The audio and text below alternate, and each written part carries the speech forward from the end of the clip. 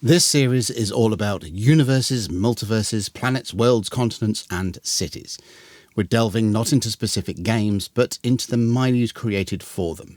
We'll be looking at where these settings came from, their major features, and why you should consider them for your own gaming experiences. We've reached episode 5, and with that we're delving into a setting that was part of my growing up, and may have shaped my outlook towards the politicos and authority figures of the world. Or maybe not. I'm going nowhere near this psychiatrist to find out. Today we are looking at that eternal survival of nuclear wars, zombie plagues, mad dictators, supernatural superfiends, rogue robot police, sugar addicts, obesity as both sport and hobby, ugliness as a fashion statement, and, of course, where the streets are patrolled by a militant and absolute police force that is, at the same time, jury, executioner, and judge. Today, it is a science fiction setting born from the comic books and brought to the realm of role-playing as far back as 1985. It is the world of Mega City 1, the home of Judge Dredd.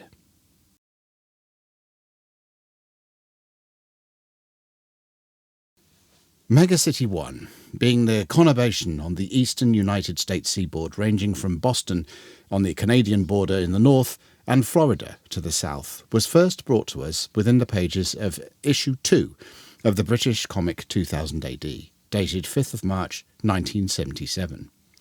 2000 AD is, as it was back then, an anthology vehicle, compiling numerous stories or episodes of longer stories into a single issue. Growing up in England, this was the norm, with comics such as Beano, Warlord, Battle and Dandy, and of course 2000 AD, all being of an anthology nature. The common American form of a single issue being dedicated to a single story about one character, or the same group of characters, was a little exotic to us. That particular story in question was one dealing with Mega City 1's premier lawman, Judge Dredd, apprehending Judge Killer Whitey and sentencing him to life on Devil's Island, a traffic island set within the multi-tiered and never-ending high-speed traffic of the megacity. This story was not meant to be the first, and was essentially a thrown-together plot based on concepts created by writer John Wagner and artist Carlos Ezquerra. Dredd had been slated to appear within the pages of issue 1, called in 2000 AD circles a prog, as a launch character for the comic, but the script, turned in by Wagner, then 2000 AD editor Pat Mills, and Ezquerra did not justify expectations, either through the violence depicted within the story or the plot itself. Whatever the reason, the story's refusal caused Wagner to quit the fledgling comic and Ezquerra to move to another comic altogether. Mills drafted in Peter Harris to come up with another script, and artist Mike McMahon to illustrate it, with the final work delayed. Dredd's intended Prog 1 debut pushed back to Prog 2. Eventually, Ezquerra and Wagner were to return to the strip, with Ezquerra on and off providing art up to his death in 2018, and Wagner continuing to write for Mega City 1 and Dredd to the date of this video. The strip is a little different in its storytelling from what many American viewers and readers may be used to. When characters such as Spider-Man, Batman, Superman, Wonder Woman and other illuminers of the American comics are viewed, they are, to some level, in stasis. Of course, the characters evolve, as do their worlds, but there is a sense of timelessness about them. Batman stories exist for telling interesting stories about Batman, not to particularly worry too much about the charting of a character's history. It doesn't matter when a particular story takes place, and Batman rarely ages, unless the plot of the story is a sequel to another of sorts, or Batman aging is a theme. At other times, it doesn't matter. We, the reader, suspend our disbelief that the character that has over 80 years of comic book storytelling behind him, whose world has progressed through the events of the 1940s through to the 2010s, is actually somewhere within his mid-30s or so. It doesn't matter. The story is the thing. Within the Dredd stories, time progresses in almost a one-to-one basis, year by year. In 1977, the strip began by depicting Dredd's world as of 2099. Year by year, the strip has progressed to the current year of 2144. Each year of real-time publication of Judge Dredd stories adds one more year to the fictional timeline. This means two things. First, there is a very definitive chronological order to the stories and the events of Megacity 1. Second, the characters of the strip, not in the least Dredd himself, get older. Where they survive, that is. The strip isn't just about telling interesting stories about a particular character, but about chronicling the fictional life of the character and his world. In this way, we, as role-players, have a vast and coherent background to work with, in which to mould our games. We can state specifically that Judge Cal took over the city in 2101, that Judge Death first stalked its streets in 2102, that all-out war erupted between Megacity 1 and East Meg 1 in 2104, that Judge Volt became Chief Judge in 2116. An absolute year-by-year, blow-by-blow chronology from which to raid for ideas and adventure. And on that note, let's get into the history of Megacity 1 role-playing. And, for those that are fans of 2000 AD and Dredd, yes, I am skipping over a lot of the detailed history of the place. This is, after all, a game setting overview rather than a comic book one. A video on the history of Megacity 1 would be a thing entirely unto itself. So yes, gaming.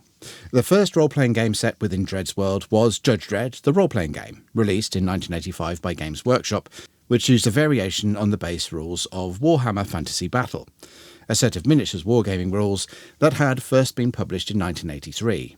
The Dredd RPG is not compatible with Warhammer Fantasy Battle, and vice versa, but the origin of the concepts used within the Dredd RPG do have a clear lineage, which is unsurprising, since they also have a somewhat shared authorship too. The game itself included the Judge's Manual, player character generation and so on, the Game Master's Book, all of the rules needed to play the game, plus some sample scenarios and aids for the referee, a poster map, cardboard standees and dice. For a role-playing game, it wasn't particularly well supported. A handful of articles within the pages of Games Workshop's magazine White Dwarf, 2 adventures in the shape of Judgment Day and Slaughter Margin, a map set named City Blocks, a companion that expanded the rules, and a set of miniatures. The game received a second edition, a hardback rulebook at this time, in 1989, which folded in some of the companion material. This edition received little to no support from Games Workshop itself, and they ceased to produce it in 1992. The license to produce materials based on the Judge Dredd property ended in 1995, coincidentally the year in which a Judge Dredd movie was released, starring Sylvester Stallone, and firmly in the bucket marked "completely misses the point." More on that in the features portion of this video. The future history of Megacity 1 and Dredd ground forward, with even more chunks of the city falling into a radiated wasteland, almost faster than previously irradiated or zombified or... Well, let's just say that the poor old Big Meg has suffered everything from nuclear war to zombie plagues to extra-dimensional meddlings with supernatural takeovers. Eventually, the next Dredd role-playing milestone appeared in 2002, with Mongoose Publishing picking up the gaming license and piecing together a game constructed on the D20 system. Like many genres beyond the superheroic fantasy, the D20 system was wholly unsuited to the Megacity universe, even if Mongoose produced some really good supporting volumes for it, many of which are worth tracking down even now as source material in a well-researched and presented way. Mongoose switched systems with Dredd in 2009, moving it from D20 to their own iteration of the Traveller rules, with a standalone hardback rulebook. The rules of this game are compatible on the whole with Mongoose's first edition Traveller game, and many of the supplements for that system are very useful when running a Dredd game. Even more so if you plot a campaign out using the Judge Child quest as inspiration, where a team of judges might hop from planet to planet across space. For me, and cards on the table, as many of you know, Traveller is one of my all-time favourite role-playing game systems, so it's probably of no surprise that this particular release of the Judge Dredd role-playing is my favourite. That Mongoose managed to get out a Strontium Dog Traveller-based RPG too, complete with Traveller-esque subsector maps, was catnip to me. On to 2012, when a far better Judge Dredd movie was released, simply entitled Dredd. This movie lacked some of the more comic book elements of the setting, but did have a little of the satire and humour. The premise was perhaps too limited to delve into those portions of Dredd too much, and perhaps a sequel or a long-promised TV series would take them further. But, well, the movie showed promise, and looked like it got at least some of the point. Mongoose's RPG license ran out in 2016, and we ended up with an iteration from EN Publishing using the What's Old is New rules. The core rulebook here, snappily titled Judge Dredd and the Worlds of 2000 AD, tries to cover enough groundwork to build any 2000 AD setting, from Slane to Ice Garp and Nemesis the Warlock, using the Wine rules, while retaining a focus on Megacity 1 and Judges. It sort of works, and the Wine rules are not too unsuited to the task. Somewhat clumsy, with their focus on constructing pools of dice based on statistics and skills with little correlation. For example, a level of 7 will grant you a base dice pool of 3d6. I'm pretty sure, with a bit more work on the system, that it could have been simplified into a direct correlation of statistic to pool. Anyway, I digress. Within the 2000 AD Wine releases were a number of Dredd adventures based on some of the more prominent stories, such as the Apocalypse War, the aforementioned Judge Child quest, and the Cursed Earth epic, as well as setting volumes for the Rogue Trooper and Strontium Dog comic strips. The EN publishing license ended in late 2021, and in March 2022 another Dredd role-playing game appeared, sold by 2000 AD's publishers Rebellion. This latest and current RPG is entirely unsupported and uses the Dredd rules as its basis. Dredd with an A. If ever there was an excuse to produce a Rowdy Yates block Jenga tower, then there you have it. Alongside all of that role-playing madness, several board and miniature games have also been produced using 2000 AD, and in particular Judge Dredd characters. So, just so you know that miniatures to bring your tabletop experiences to life, if that is your thing, are out there. The current Judge Dredd miniatures game is produced by Warlord Games. And that brings us up to date with the history of Megacity 1 being used as a backdrop for role-playing games. To be honest, it's one of the more convoluted histories of a single property setting, and I find myself a little sad that a Dredd role-playing game has never really been looked at from the ground up. The closest it has got was Games Workshop's offering back in the 1980s, but even that, as I noted, was partially derived from Warhammer Fantasy Battle. It just seems to be one of those settings that seems doomed to be bolted on to an established rule system in one way or another. But with all those semi-successful and sometimes entirely unsuccessful hammering of square pegs into round holes that entails. For me, as a long-time reader of Dredd from childhood to this day, Megacity 1 as a setting and a theme has a few checkpoints to deliver to successfully satisfy the groundbreaking work of John Wagner and the multitudes that have worked to bring the place alive over the decades. And these are a cynical, satirical view of authority and authoritative institutions, a view of a post-apocalyptic or mid-apocalyptic world with a dark, humorous eye, and commentary on the potential directions of human society in the face of environmental disaster, scarcity of resources, and increasingly insular and authoritative government forms.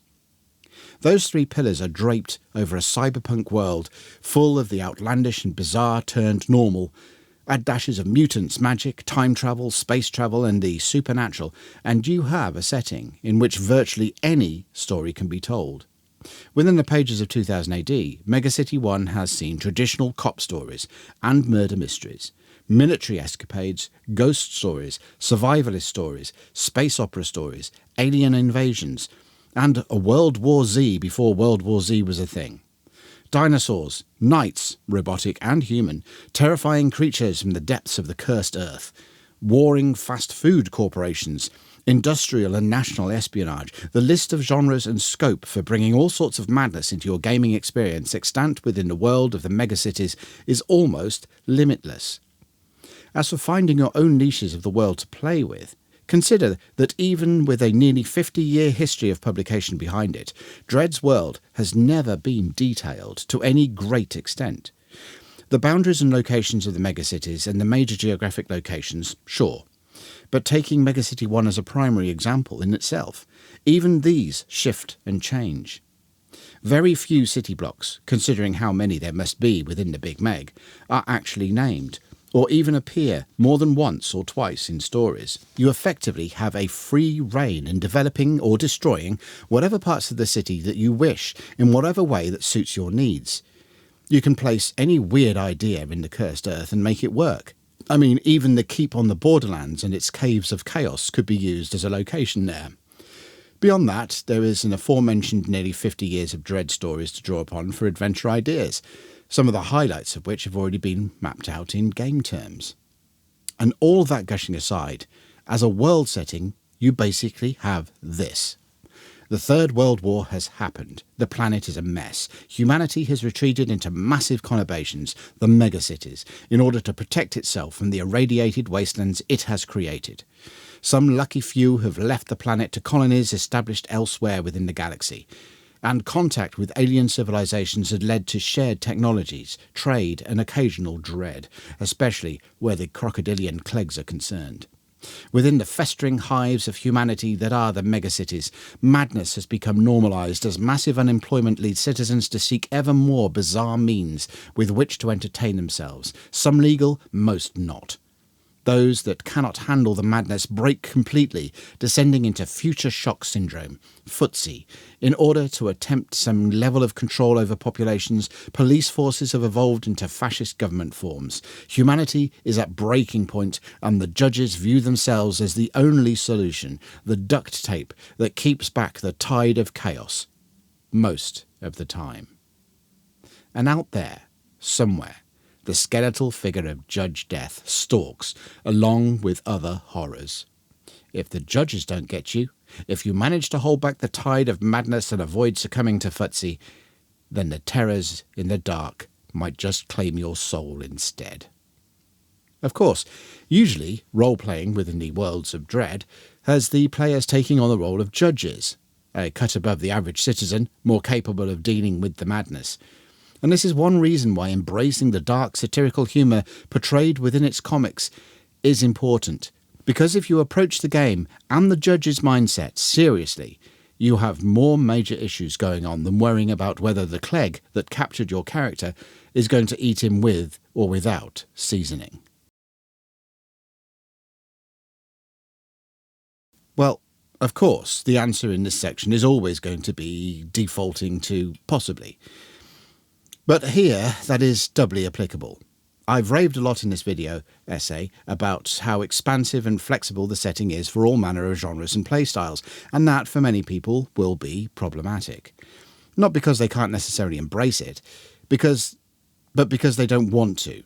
Most people, me included, play games to escape reality for a bit, usually to play some kind of hero battling monsters of some description, be they dragons or space pirates or Sith or rival vampires. Within Megacity 1, especially as a judge, you're not a hero. At best, you're an anti-hero. Generally, you're a symbol of a fascistic police force with little to no compulsion against shooting first, asking questions later if they're still alive, or asking a side judge to ask if they're not. You are the law is everything, and you have no idea from one game to the next whether your character will be facing common crooks using a moped as part of an armed heist, or a city invasion of irradiated giant tyrannosaurs from the depths of the cursed earth. If the craziness and the madness of that appeals, then yes, the setting is for you. If not, you might find the world of Judge Dredd too much and too crazy to enjoy. Even people I know that love the comics and the Dredd stories in 2000 AD and the related works hate the idea of getting closer to the setting and its premise by means of a role-playing game. And that's no foul on their part. In fact, they may indeed be saner than those of us that relish the idea of being able to put a high-explosive round into the skull of the leader of a pack of giant irradiated tyrannosaurs, stand firm against the rest, staring them down with the simple statement, "I am the law."